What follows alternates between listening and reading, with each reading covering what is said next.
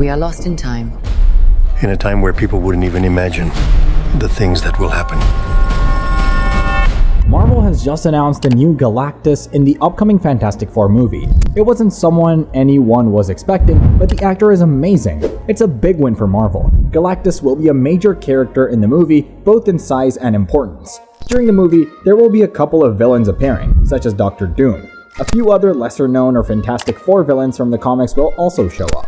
Galactus is meant to be one of the bigger villains in the story itself. We'll break it all down. Galactus' origin story is important because it connects with a lot of what Marvel is doing right now as they head into Avengers 6 Secret Wars. If you haven't seen the news recently, Ralph has been cast as the new Galactus by Marvel. Some of you might remember him from his role in the first Guardians of the Galaxy movie as one of Yondu's Ravagers. He was in the background there and was only credited as a Ravager pilot, so his character didn't even have a name. It was just a tiny super role in comparison. Let's just make as many size puns as possible here. But now, Ralph Ineson joins a list of characters who have played multiple Marvel characters. Probably the most famous example is Chris Evans, because we're talking about the Fantastic Four movie here, and he was Johnny Storm, Human Torch in the original Fantastic Four movie. We've also started to see lots of Easter eggs for those original Fantastic Four movies in Deadpool and Wolverine. So it would not be surprising if Chris Evans also has a Human Torch cameo during that. When most people think of Galactus in the live-action movies, they think about those original Fantastic Four movies and the awful cloud version of Galactus. Ralph is mostly known as a character actor who's been in a ton of really big stuff. He was in the Harry Potter Deathly Hallows movies as Amicus Caro. He was also on Game of Thrones for several seasons. Dagmar Clef was one of the Ironborn serving under Theon Greyjoy when his revolt against Winterfell happened before Ramsay Bolton captured him. The other major thing to remember, because we're talking about Galactus here, the role will largely involve a combination of pure voiceover and motion capture. This brings things back around to that terrible cloud version of Galactus in the original Fantastic Four Silver Surfer movie.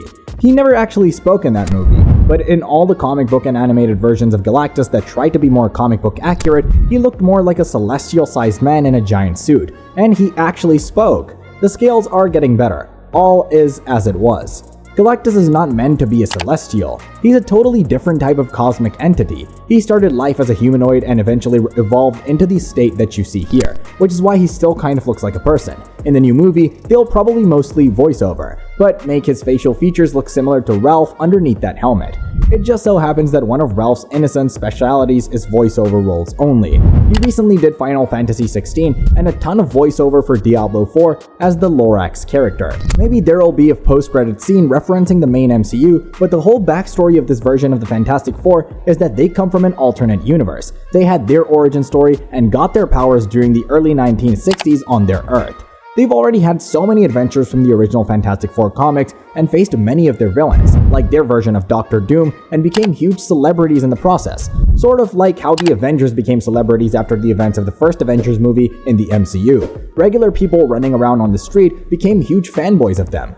Spider-Man was a huge Avengers fanboy before he got the spider bite. The same thing with Kamala before she got her powers, she was a big Avengers fangirl. Based on some of these Easter eggs in the first look they released, it seems like the movie will be set sometime after Kennedy's assassination. Part of the movie will adapt the coming of Galactus storyline from the original Fantastic Four comics. During that, the Fantastic Four will face the Inhumans. Everyone is wondering if we'll see the Inhumans against the MCU. Their battle causes a massive explosion that Silver Surfer detects across the universe. Learning about the power on Earth, he leads Galactus to our planet to feed on it. His main job as Galactus' herald is to find energy-rich worlds for Galactus to consume. That's why Galactus is known as the Hunger. His cosmic role is to consume energy-rich, dying planets so that more stars and planets can eventually be seeded, allowing new life to grow in their place. It's like a farmer doing a controlled burn on their fields to enrich the soil, allowing the next crop to grow back even stronger. The Celestials' main job comes before that. Their job is to create new suns and galaxies that can grow into full systems with planets.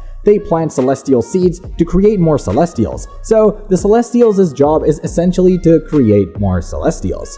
To create more Celestials, they need to make more systems, stars, and planets, so they kind of have a symbiotic relationship with Galactus. In the comics, Galactus usually avoids the Celestials. If Galactus were fully powered, he could probably fight them, but the Celestials are meant to be one of the most powerful cosmic forces in the universe, next to actual cosmic entities.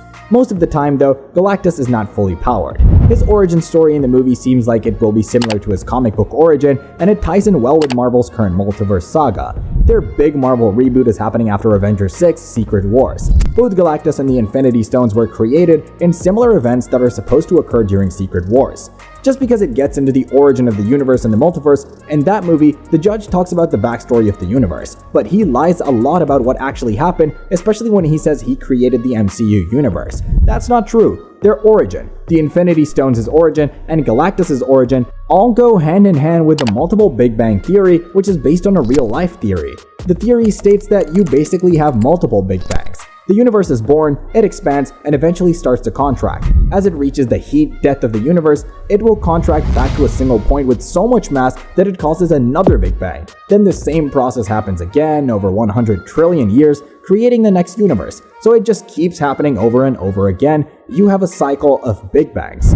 They happen over hundreds of trillions of years. Each time another Big Bang occurs, the next version of the multiverse is born. In the comics, when a Big Bang creates the new multiverse, the living entity that embodies it is called a firmament. Galactus is from the 6th version of the multiverse. He was originally a scientist named Galen and was one of the last living beings to witness the heat death of the universe.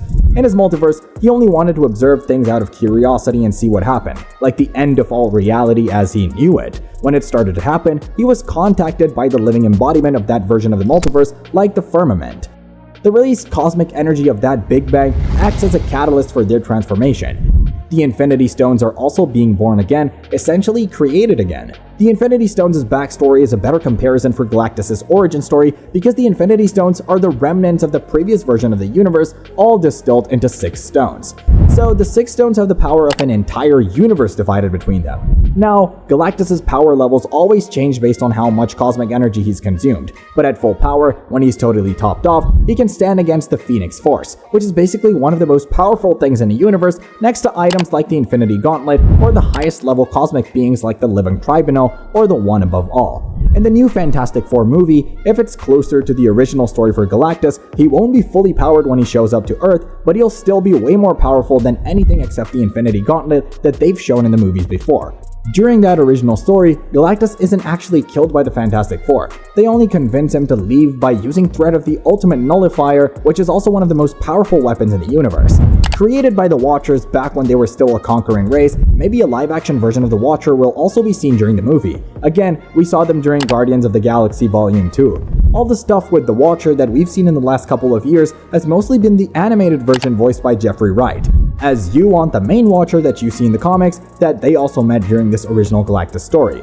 The main reason for setting this Fantastic Four movie in an alternate universe early theory here is that so that they can show what it looks like when the Fantastic Four lose. What do you think about the series? Do share your thoughts with us in the comments below. Also, don't forget to hit the like and subscribe button.